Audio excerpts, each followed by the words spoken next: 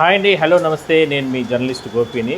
Already నేను రాత్రి ఒక వీడియో చేసి మీకు పెట్టడం జరిగింది. బంగాళాఖాతంలో వాయుగుండం ప్రభావంతో రాయలసీమ జిల్లాలతో పాటు చాలా ప్రాంతాల్లో ఈ భారీ వర్షాలు వచ్చే అవకాశం ఉందంటూ కూడా. సో నేను చెప్పిన దాని ప్రకారం మీరు చూడొచ్చు. ప్రస్తుతానికి తిరుపతిలో భారీ వర్షాలనేది ప్రారంభం అవ్వడం జరిగింది. చూడొచ్చు. రాత్రి నుంచి కూడా పూర్తి స్థాయిలో అంటే మేఘామృతం ఉన్నటువంటి నేపథ్యంలో ఇవాళ తెల్లవారుజాము నుంచి కూడా చిన్న చిన్న వర్షాలు పడ్డాయి. దాని తర్వాత ఇప్పుడు భారీ వర్షం అనేది ప్రారంభం అవడం జరిగింది. సో ఈ ప్రభావం ఇవాళ రేపు 2-3 రోజులు ఉంటుంది. సో అందువల్ల అంటే వాతావరణ శాఖకు సంబంధించినటువంటి అధికారులు కావచ్చు, లేదంటే నిపుణులు ఏం చెప్తున్నారంటే ఈ మత్స్యకారులు అంటే సముద్రం తీర ప్రాంతాల్లో ఉన్నటువంటి నెల్లూరు కానీ ఇలాంటి ప్రాంతాల్లో దగ్గరలో సముద్ర తీరం దగ్గరగా ఉన్నటువంటి వాళ్ళు మాత్రం చాలా జాగ్రత్తగా ఉండండి అంటూ కూడా చెప్తున్నారు. మరోవైపు అధిక వర్షాలు కురుస్తాయి కాబట్టి లోతట్టు ప్రాంతాల్లో ఉన్నటువంటి వాళ్ళు కూడా చాలా జాగ్రత్తగా ఉండాలనేది ప్రధానంగా చెప్తున్నారు. మరోవైపు రైతులకు సంబంధించి ఎందుకంటే పల్లెలు పట్టణ గ్రామాల్లో ఎక్కువగా ఈ వర్షాలు కురుస్తాయి కాబట్టి అక్కడ కూడా రైతులు చాలా జాగ్రత్తగా ఉండాలంటూ కూడా వాళ్ళు అధికారులు చెప్తున్నారు. ఇప్పటికే ఫోన్లు కూడా మెసేజ్లు పంపుతున్నారు అంటే డిజాస్టర్ మేనేజ్మెంట్కి సంబంధించి.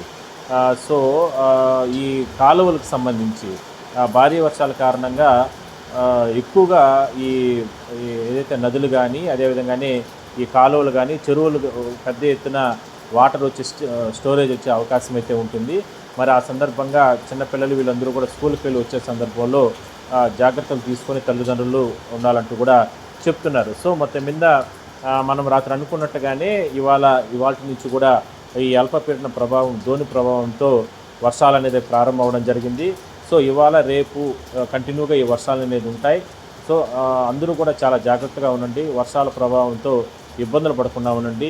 ఎవరైనా సరే ఆపదలో ఉంటే వెంటనే సంబంధించినటువంటి పోలీసులకు కానీ అదేవిధంగానే ఆల్రెడీ ప్రభుత్వం కొన్ని చోట్ల ఈ వర్షాలు ఎక్కువగా ఉన్నటువంటి రాయలసీమ ప్రాంతాలే కాకుండా అటు సైడు కోస్తా ఇలాంటి ప్రాంతాల్లో కూడా కొన్ని జిల్లాలకు సంబంధించి టోల్ ఫ్రీ నెంబర్లను కూడా ఏర్పాటు చేయడం జరిగింది. రెడ్ అలర్ట్ అని ఇట్లా ఎల్లో అలర్ట్ అని అవన్నీ కూడా జారీ చేశారు. సో వర్షాలు మాత్రం కొన్ని ప్రాంతాల్లో అతి భయంకరంగా ఉంటాయి.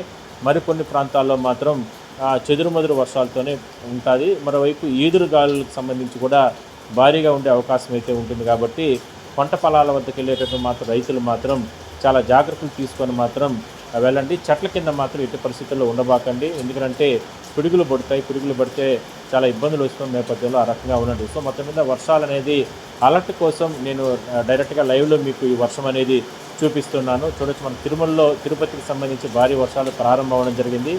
నేను చాలా ప్రాంతాలు ఎంక్వైరీ చేస్తే ఇప్పటికే ఆ ద్రోణి ప్రభావంతో చాలా ప్రాంతాల్లో కూడా ఈ వర్షాలు అనేది ప్రారంభం అవ్వడం జరిగింది. కాబట్టి తిరుమలలో అంటే ఇక్కడే ఏ విధంగా ఉంటే తిరుమల ఘాట్ రోడ్డు కానీ తిరుమలలో కూడా ఇంకా భారీ వర్షాలు కురిసే అవకాశం ఉన్న నేపథ్యంలో టీటీడీ కూడా చాలా జాగ్రత్తలు తీసుకోవడం జరిగింది.